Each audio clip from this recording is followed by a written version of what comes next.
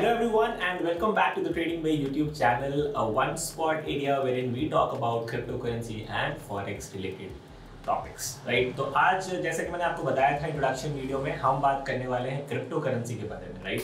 और हालांकि crypto currency बहुत ही ब्रॉड टॉपिक है, इसलिए हमने इसको डिवाइड किया है सब टॉपिक्स के ऊपर, जहाँ पर हम पूरे प्लेलिस्ट के हिसाब से बात करेंगे और टॉपिक्स लेके आएंगे, राइट?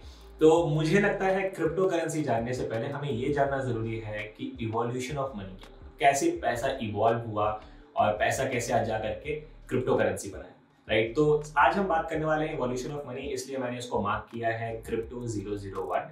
मूविंग फॉरवर्ड जितने भी प्लेलिस्ट में वीडियोस ऐड होते जाएंगे मैं उसको क्रिप्टो 002 003 ऐसे करके मार्क करूंगा।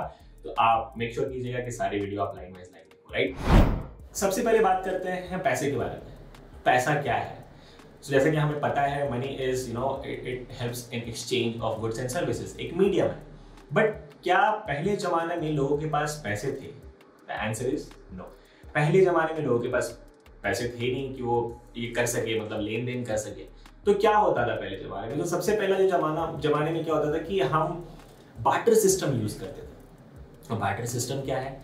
तो आप ऐसे समझिए कि जैसे आज के जमाने में हम सारे लोग अलग अलग काम करते हैं, प्रोफेशन वाइज ऑक्यूपेशन हमारा अलग अलग होता है, राइट? कोई होता है बार्बर, कोई होता है फार्मर, कोई होता है मिल्कमैन, कोई होता है कॉबलर, राइट? तो ऐसे जैसे आज होते हैं वैसे पहले भी होते थे, लेकिन पहले जमाने में पैसा नहीं हुआ करता था। तो कैसे ये एक्सचेंज होता था? जैसे मान लीजिए एक इंसान है जो कि एक कॉबलर है, जो कि जूता पॉलिश करता है, जूता बनाता है, स्लीपर्स बनाता है, right? You know what cobbler is. और दूसरे एक इंसान है जो कि फार्मर है। अब होता ऐसा है कि अगर कॉबलर को कभी भी कुछ खाना चाहिए होता है, कुछ सब्जी चाहिए होती है, कुछ वेजिटेबल चाहिए होता है, राइस चाहिए होता है, तो वो क्या करता है? वो जाता है फार्मर के पास और फार्मर को जाके बोलता है कि यार देखो मेरे को खाने का सामान चाहिए और आप मुझे सामान दे दो, मैं आपको स्लीपर्स दे देता हूँ या फिर शूज दे देता हूँ। तो फार्मर को भी रिक्वायरमेंट है। फार्मर ने बोला ठीक है, आप मेरे सामान ले लो, आप एप्पल या फिर कुछ वेजिटेबल जो भी आपके पास है आप वो ले लो और मेरे को भाई दे दो अपना स्लीपर्स, मेरे को स्लीपर्स चाहिए। तो बंदा स्लीपर्स दे देता है। तो ये क्या होता है? ये एक्सचेंज करता है। समझ में आ रहा है आपको?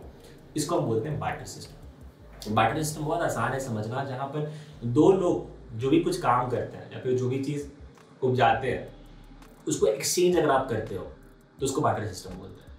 अब बार्टर सिस्टम तो आप ऐसे समझ गए, लेकिन क्या हुआ कि धीरे धीरे ना बार्टर सिस्टम काम नहीं आता था। अब क्यों नहीं काम आता था? यार इतना अच्छा तो है, कोई यहाँ पे ये कर रहा है, यहाँ पे ये कुछ कर रहा है, एक्सचेंज कर लो, हो गया बार्टर सिस्टम। बट इसमें कुछ ड्रॉबैक है।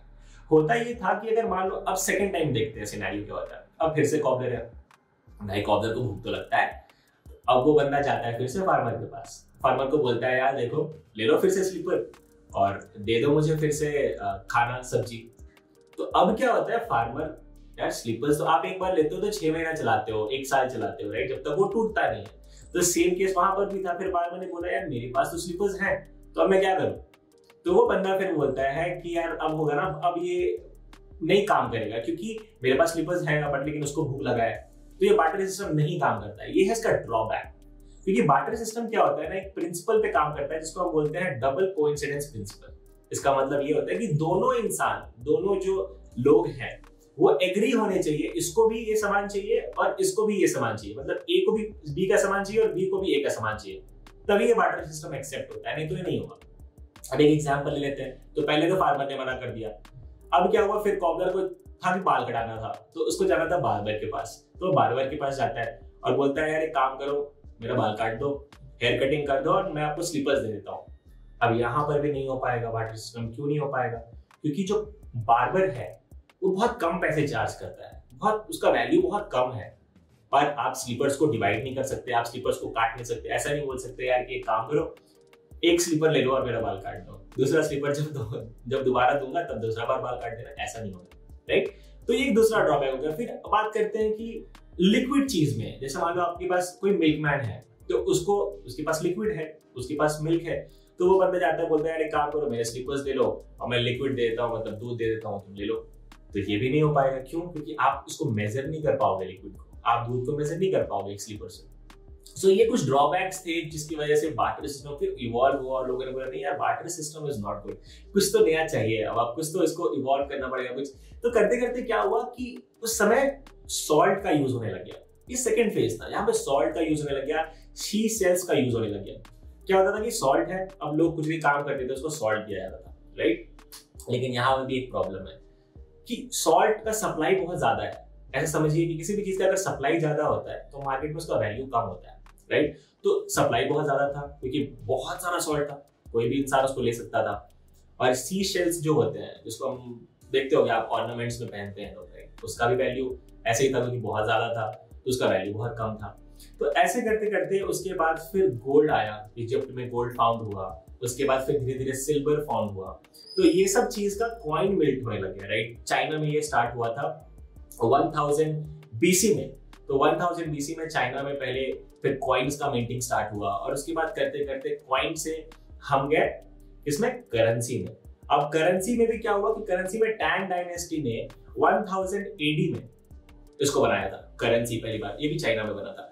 तो उसके बाद क्या हुआ, लोग पेपर मनी यूज करने लगे। मूविंग फॉरवर्ड क्या हुआ कि पेपर मनी तो हमने भी यूज किया, आपने भी यूज किया, राइट। हमारे एज के सारे लोगों ने पेपर मनी यूज किया है, अभी कर रहे हैं। और कॉइन भी हमने पहले यूज किया था, 10 पैसा, 20 पैसा, 25 पैसा, ये हमने यूज किया है, राइट। लेकिन इवॉल्व हो गया, फिर 1 रुपए, 2 रुपए, ऐसे करते करते इवॉल्व हुआ।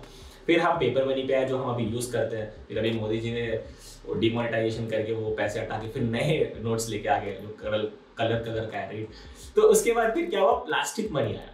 प्लास्टिक मनी क्या है, आपका क्रेडिट कार्ड, आपका डेबिट कार्ड, रुपए कार्ड, जो भी आप यूज करते हो ना, जो भी मॉल्स में जाते हो तो आप यूज करते हो, या फिर यहाँ पर लोग बैंगलोर में बहुत ज्यादा IT सेक्टर में यूज करते हैं, वो खाने के लिए हम लोग कार्ड यूज करते हैं। So these are plastic money, right.